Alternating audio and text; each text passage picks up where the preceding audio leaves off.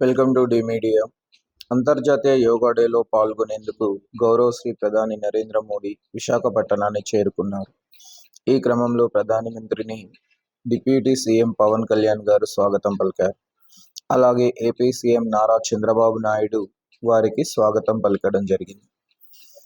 విశాఖపట్టణంలో అంతర్జాతీయ యోగా డేని 23 కిలోమీటర్ల వెడల్పులో 5 లక్షల మందికి ఈ యోగా డేలో పాల్గొనే సౌకర్యాన్ని కల్పించింది రాష్ట్ర ప్రభుత్వం.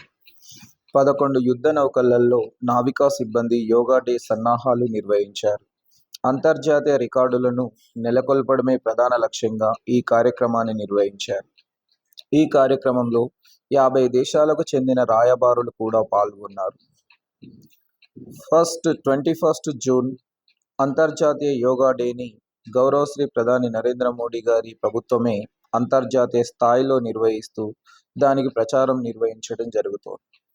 తెలంగాణ రాష్ట్రంలోని ఎల్బీ స్టేడియంలో కూడా గౌరవ కేంద్ర మంత్రివర్యులు కిషన్ రెడ్డి గారు, అలాగే సినీ ప్రముఖులు, మాజీ ఉపరాష్ట్రపతి వెంకయ్య నాయుడు, రాష్ట్ర గవర్నర్ జిష్ణుదేవ్ వర్మ ఈ యోగా కార్యక్రమంలో ఎల్బీ స్టేడియంలో పాల్గొన్నారు.